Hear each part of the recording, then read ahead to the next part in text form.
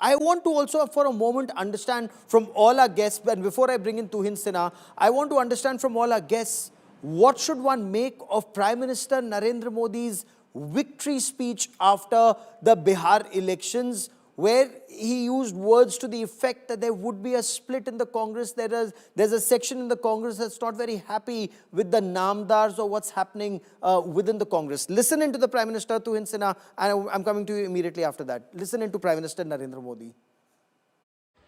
अब कांग्रेस के भीतर भी एक अलग धड़ा पैदा हो रहा है, जो इस नेगेटिव पॉलिटिक्स से असहज है। ये जो कांग्रेस के नामदार हैं, ये जिस रास्ते पर कांग्रेस को लेकर चल रहे हैं, इसके प्रति घोर निराशा, घोर नाराजगी अंदर ही अंदर पनप रही है। और मुझे तो आशंका है, हो सकता है कि आगे कांग्रेस का एक और बड़ा विभाजन हो।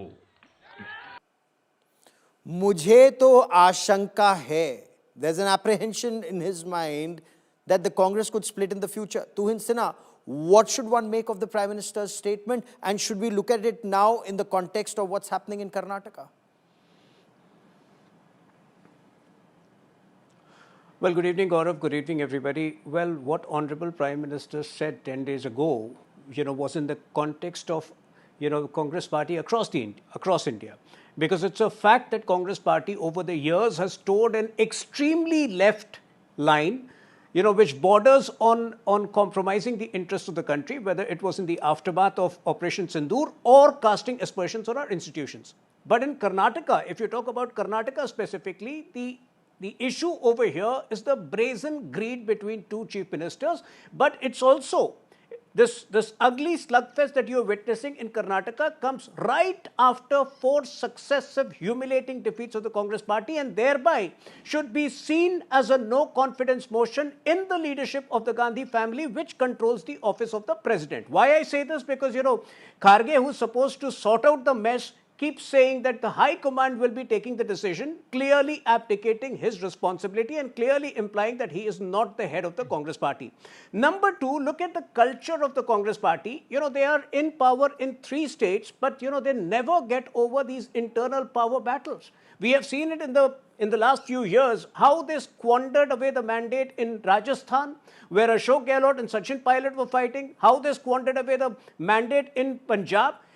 We have our governments in 19 states and union territories, either exclusively or as a coalition partner. Have you ever seen BJP leaders fighting like this? Because we are an ideological party. Congress is there only to grab power. But how it impacts governance is also visible in Karnataka.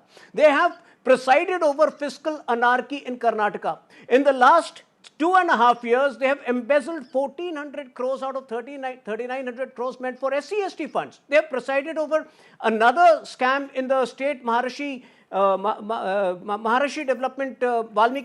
Development Fund scam to the tune of 94 crores. The infrastructure of Bangalore is crumbling. Compare it with the infrastructure of Mumbai, where, you see a coastal road which has come up in the last 3 years. Since you mentioned Mumbai, there is trouble in Maharashtra. There is trouble amongst allies even in Maharashtra, sir.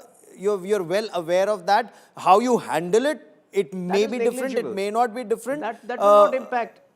Okay, that remains to be seen, sir. That will not impact remains to be the seen. But future Sanjay Jha, Sanjay Jha, there are analysts who argue, and you heard the BJP spokesperson there, Mr. Tuhin Sinha, also argue that the Congress party leadership appears weak after successive defeats, and there appears to be, this appears to be a vote of no confidence in the Congress party leadership.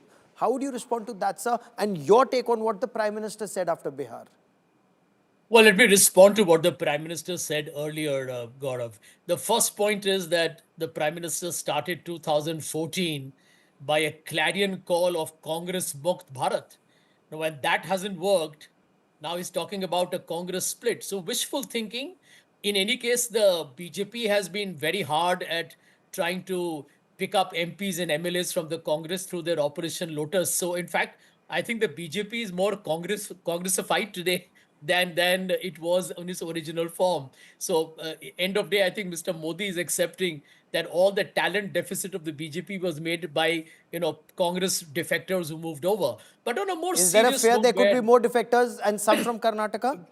well, I can tell you one thing for a fact. I'm not going to deny the fact that the Congress's leadership and all of them in Delhi, whether it's Rahul, whether it's Mr. Kharge, need to be decisive. Like I'll give you a simple example. Everyone says if Siddaramaiah is removed, well, he's got his loyalists, he's got more support. That is also true. If DK is not made chief minister, well, his supporters won't be happy either.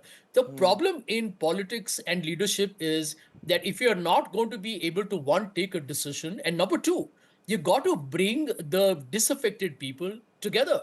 It is not about the breaking of heads. It's about the meeting of minds. And you'll have to make it happen because the Congress has a strong majority. As somebody rightly mentioned on your program, the Karnataka victory gave a huge momentum to the Congress at a For time when it needed 2024. a shot in the arm.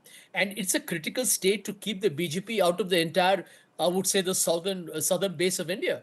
So the bottom line is the Congress cannot dilly-dally. The old Okay. PV Narasimha Rao line that not taking a decision is also taking Is a also a decision decision. has not worked. And in Okay. case of Bangalore, even during the time when the Congress won, if you remember, Gaurav, before the swearing-in ceremony of the chief minister, it took time because even then there were questions being raised as to who will become the CM.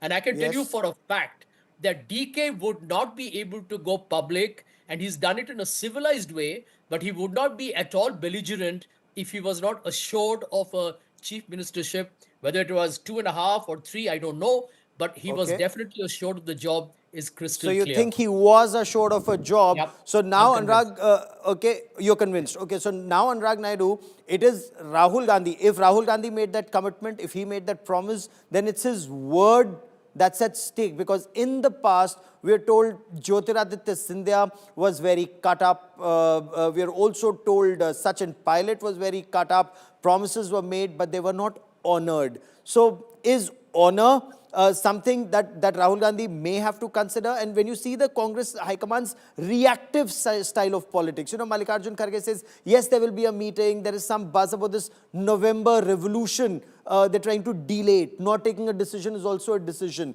So are they looking at consensus because enforcement may not be possible? And that shows the vulnerability of the High Command? I'm not sure, Gaurav, even if consensus is possible, you need to understand, what is Congress party to do. And I was reading this beautiful article, Bihar election and Prime Minister's statement. It made me think why he has to take a name of a party. And Gaurav, to me, what I understood is this 5, 6 key members who I don't want to name, the private advisors to Mr. Rahul Gandhi, who appear to be, as many say, running the party, who decided tickets in the Bihar elections. Politicians across India, Gaurav, wants to be associated with the party that wins election, want to be So are you working under referring to what leadership. many of late have been calling this Jai Jagat group of the Congress? Exactly, and that article made me think. And do leaders want to be under the leadership who listens to people who are disconnected from the politics, who are disconnected from the ground, who do not understand, and also not taking decision? This is very important in Karnataka context. Executive and bureaucrats or bureaucracy, when you put them into confusion, and they just stop working. And if you keep this confusion going on, end of the day, the voters or the people and the citizens would suffer. There would be some amount of policy paralysis that you cannot deny. So not taking Okay. decision is not in the interest of the voters who have voted you with a thumping majority. And I think keeping Okay. at least the voters in mind, you need to take some decision.